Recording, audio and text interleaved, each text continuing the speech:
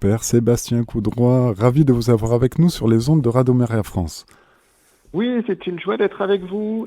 Et pour parler de sujets, s'il vous plaît, qui nous concernent tous de très près, parce que nous n'avons pas le choix, comme le disait le Père Marie-Eugène de l'Enfant Jésus, dont vous monnayez quelque part l'enseignement. Et la sainteté, c'est comme le chêne pour le gland, et comme à Radio Maria, des glands, on sait ce que c'est, mais les chênes peut-être un peu moins, alors c'est dans le chemin traditionnel du baptême, progresser vers Dieu, et vous tracez à l'aide de Sainte Thérèse d'Avila, Saint Jean de la Croix, Sainte Thérèse de Lisieux et ses parents, Louis et Zélie Martin, les étapes et le chemin de la sainteté.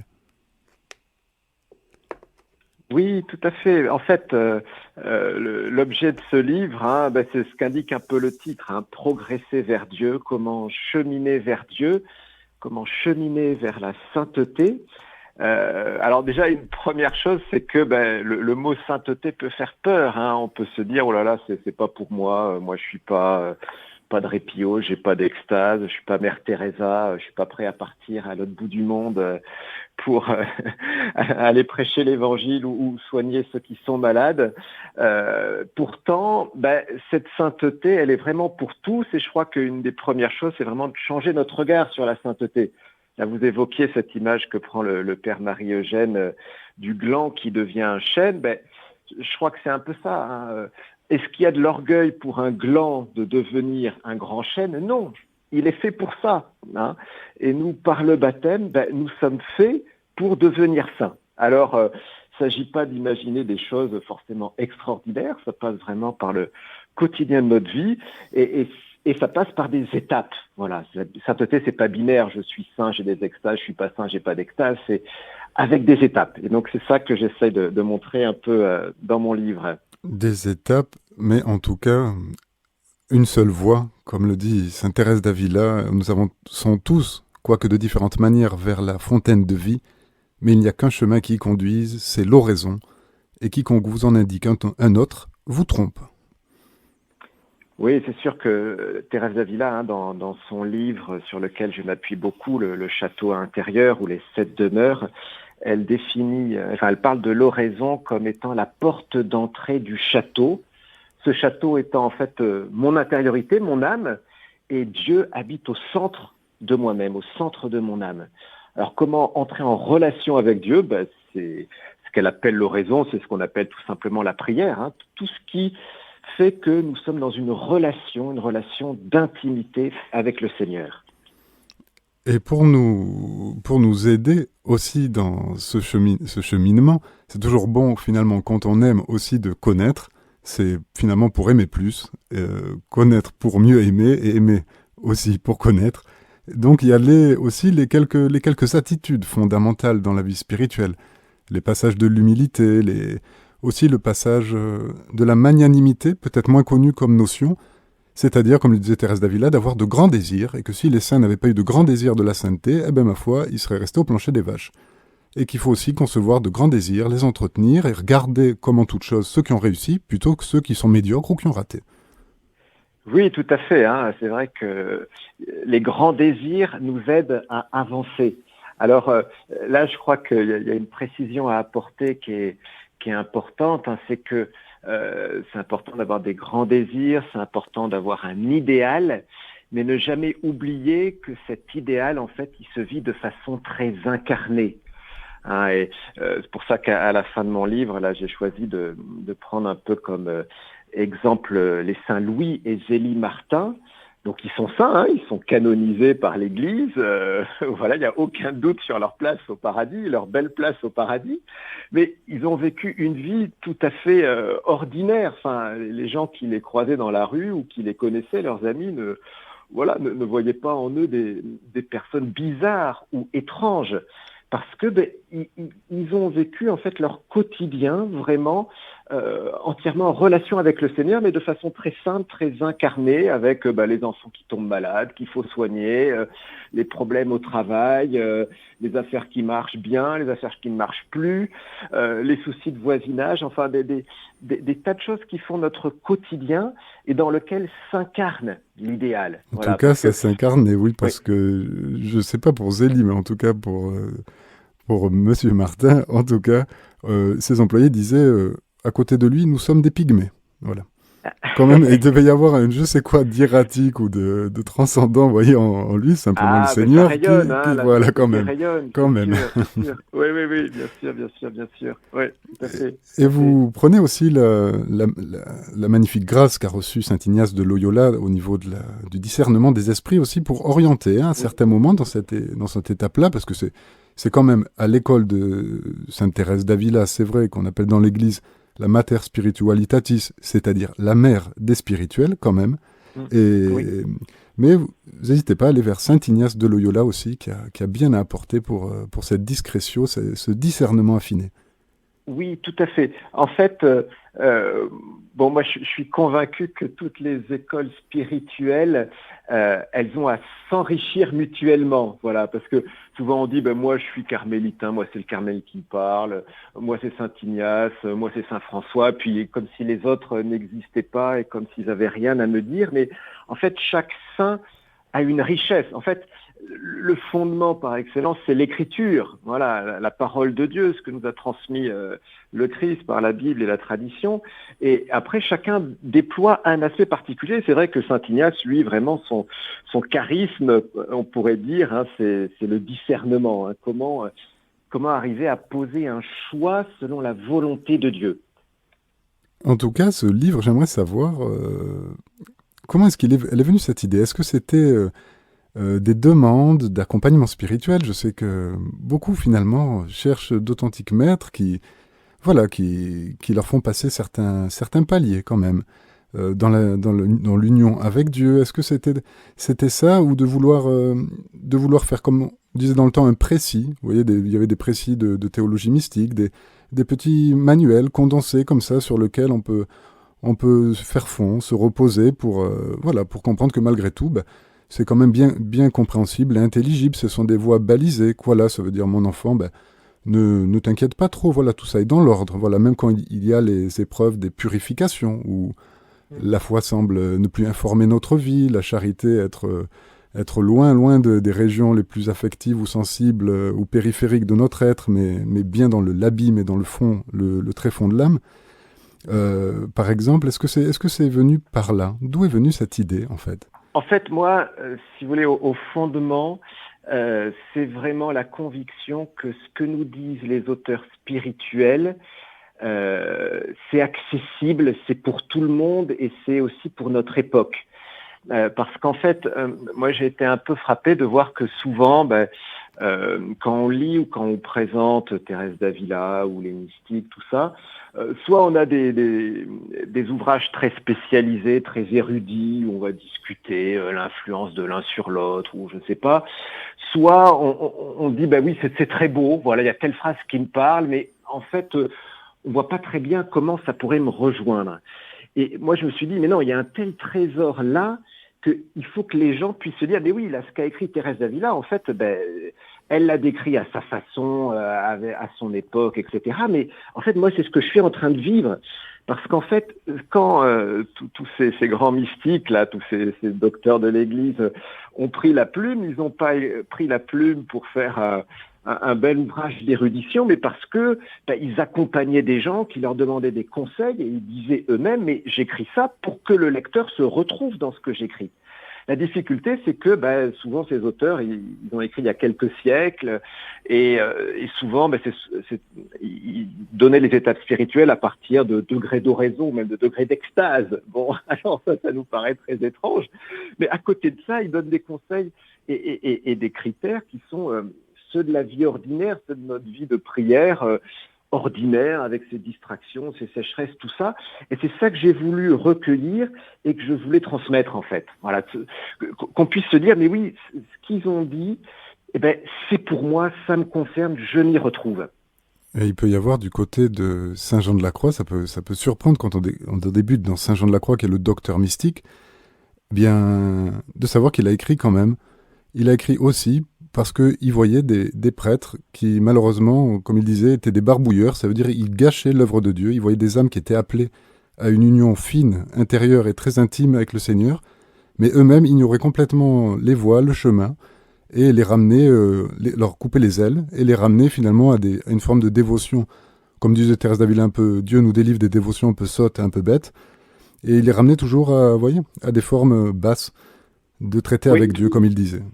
en fait, il y a un vrai enjeu à connaître un peu les grandes étapes de la vie spirituelle, parce que effectivement, sinon soi-même, on peut être un peu perdu et surtout extrêmement troublé. Donc à ces périodes où ça se passe moins bien qu'avant, on va dire, dans la vie de prière, et aussi pour les prêtres et tous ceux qui accompagnent, parce que si ils ne dirigent les autres qu'à partir de leur propre expérience spirituelle sans savoir un peu ce qui peut exister, forcément, c'est plus dur pour les aider à avancer. Oui, en effet. En effet. Je pense que bien des âmes, moyennant cette science qu'on appelle la théologie mystique, euh, Oui. feraient des pas en avant très savoureux et très souhaitables pour irriguer enfin pour de bon la Sainte Église, voilà, de l'intérieur, pour que le zèle dépensé soit dépensé au bon endroit et pas en pure perte comme souvent. Oui, oui. Et alors, c'est vrai que, en particulier, hein, il y a une étape dans la vie spirituelle, un peu un basculement qui est particulièrement délicat. Vous voyez, c'est typiquement quelqu'un, ça fait, je sais pas, 10 ans qu'il prie le chapelet tous les jours, donc il a une vie de prière quand même bien consistante, qui va à la messe, tout ça. Et puis, il y a un moment où, dire le chapelet, ça va plus rien lui dire. Ça va y avoir un peu comme une sécheresse. Il va essayer de méditer les mystères, mais il n'y a rien qui va venir. Il va dire, bon, je vais prendre l'évangile. Pareil, très sec. Voilà. Et ça, en fait, on peut se dire à ce moment-là, mais qu'est-ce qui se passe? Est-ce que je suis en train de régresser dans la vie spirituelle? Est-ce que j'ai commis un gros péché qui fait que Dieu m'a rejeté? Alors, ça peut être des raisons, ça peut être effectivement la tiédeur, mais ça peut être aussi tout simplement que le Seigneur m'invite à passer un cap dans la vie spirituelle. Avant, c'est vrai qu'il me comblait de consolation, de douceur. Quand je communiais, je ressentais quelque chose. Quand je prenais un temps d'adoration, j'étais bien avec Dieu. Mais du coup, est-ce que j'aimais Dieu parce que j'étais bien avec lui, parce que j'avais une consolation, ou est-ce que j'aime Dieu pour lui-même? Et donc, il y a effectivement un moment, un peu au milieu de la vie spirituelle, hein, qu'on peut placer au quatrième demeure, qui est la première nuit dont parle de Saint Jean de la Croix, où Dieu retire un peu ses consolations pour nous inviter à l'aimer encore plus. En fait, c'est pas qu'on recule dans la vie spirituelle, c'est que on a un pas supplémentaire à faire pour aimer Dieu pour lui-même. Je sens rien, mais c'est pas grave, je vais quand même prier et Seigneur, je te l'offre. Et en fait, à travers cette étape, c'est un désir de Dieu qui grandit encore plus, un amour de Dieu et du prochain qui se développe, mais qui effectivement est désarçonnant parce qu'on se dit, non, mais peut-être que du coup, il faut que j'arrête de prier parce que ça marche plus. Mais non, au contraire, il faut continuer, hein, et parce que le Seigneur m'invite à franchir un cap. Mais et ce cap-là, si je vous suis bien, c'est donner la préférence à ce qui est de l'ordre de l'abandon, de l'humilité, du silence, du recueillement, toutes les, dirons-nous, les touches noires sur le piano. Non pas les touches actives, mais peut-être plutôt passives, c'est ça. Oui, oui, tout à fait. Ah, c'est sûr que au début de la vie spirituelle, on a à être assez actif parce que déjà mettre en place la messe le dimanche, la prière régulière, ça demande des efforts. Et puis la prière, c'est sûr que si je me mets juste comme ça en silence devant une icône en attendant que ça passe, à part des distractions, il va rien se passer. Donc j'ai effectivement à être un peu actif, à méditer un passage d'évangile, à prier le chapelet, voilà, être assez actif dans ma prière. Mais effectivement, à un moment, tout ça c'est très bien, mais il va falloir en fait accueillir d'abord Dieu, être d'abord à l'écoute du Seigneur. Il y a Saint Paul aux Romains dans le chapitre 8 qui dit « Ceux qui se laissent conduire par l'Esprit de Dieu, ceux-là sont fils de Dieu ». En fait, cette deuxième grande étape de la vie spirituelle, c'est ça, c'est se laisser conduire. Alors évidemment, j'ai encore des choses à faire, mais c'est surtout à favoriser l'action de Dieu. Et donc effectivement, dans la prière, il y a sans doute une certaine passivité qui doit se mettre en place. Alors non pas être dans le vide, on n'est pas bouddhiste, mais laisser davantage de place au Seigneur, l'écouter davantage. Seigneur, qu'est-ce que tu veux me dire? Qu'est-ce que tu veux que je fasse? Plutôt que de décider ce que je vais faire, puis après demander à Dieu de bénir. Voilà, se mettre à l'écoute du Seigneur dans un silence plus profond, dans une écoute plus attentive, pour tout simplement être en fait plus efficace, parce que là c'est Dieu qui va agir. Et vous parlez en effet de ce passage, ce cap vraiment charnier, si vous voulez. C'est peut-être la différence qu'il peut y avoir entre un couple qui s'aime, qui est tout à fait louable, qui est estimable, qui a fait de beaux enfants, qui est resté fidèle, mais il manque quand même cette flamme de l'amour, cette fantaisie, peut-être cette ivresse que donne l'amour, et de façon suréminente notre Seigneur.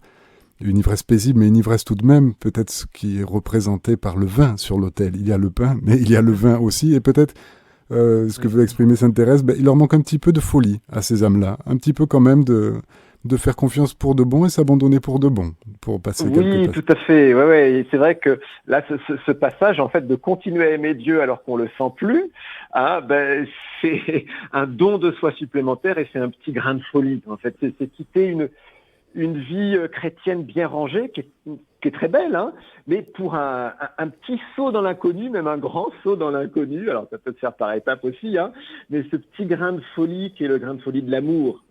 Et effectivement, il y a cette image du vin, tout à fait, c'est le vin des noces, c'est le vin eucharistique, et c'est aussi l'image du vin qui est utilisée dans le Cantique des Cantiques. Où la bien-aimée, elle demande à entrer dans le cellier, là où on conserve le vin, pour être enivrée d'amour pour le bien-aimé.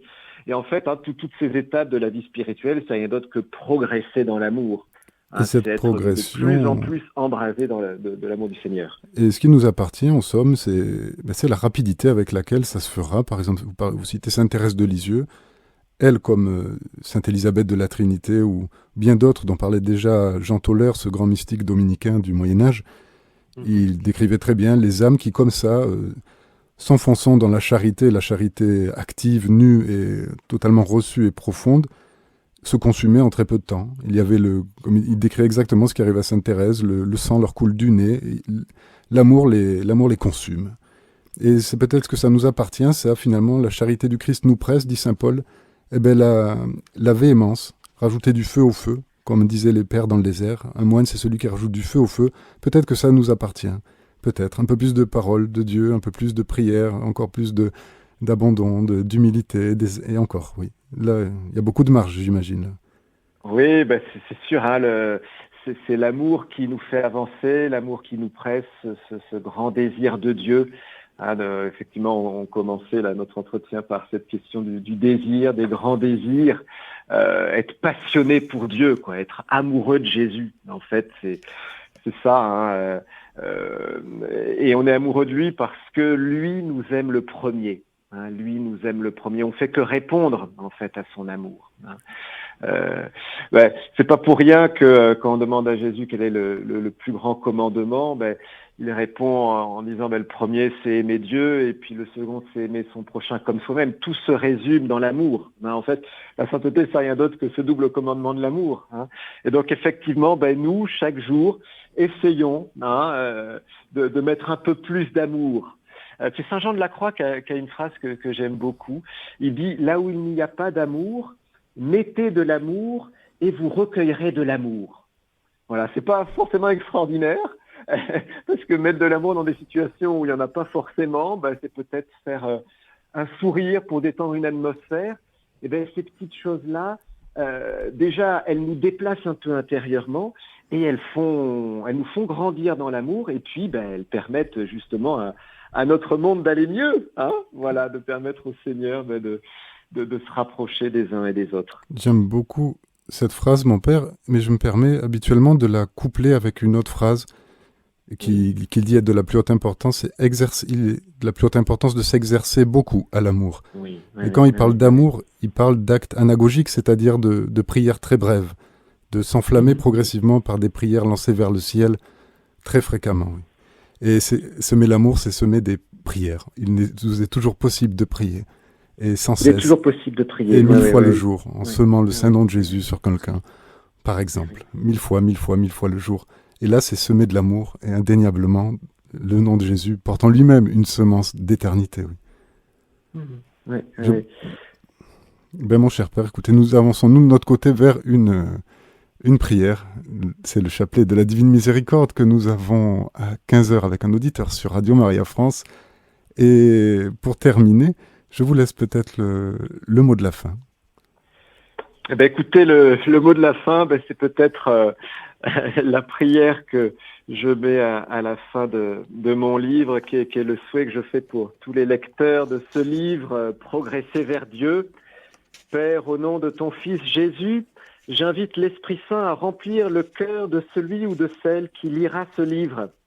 Éclaire-la sur le pas que tu lui proposes de faire aujourd'hui, maintenant, avec ton aide et ta puissance. Fais-lui surtout découvrir l'immensité et la gratuité de ton amour pour lui ou pour elle. Amen. Amen. Et j'ai envie de dire comme Sainte Thérèse de Lisieux, rien que pour aujourd'hui. Amen. Et demain il fera jour. Mon cher Père, merci beaucoup. En tout cas, je rappelle votre ouvrage. Vous êtes le Père Sébastien Coudroy et c'est le livre Progresser vers Dieu, la sainteté en 7 étapes aux éditions de l'Emmanuel. Chers auditeurs, c'était votre émission Interview Témoignage. Nous étions avec le Père Sébastien Coudroy pour le livre Progresser vers Dieu, la sainteté en 7 étapes, publié aux éditions de l'Emmanuel. Retrouvez cette émission en podcast sur notre site internet Radio Maria.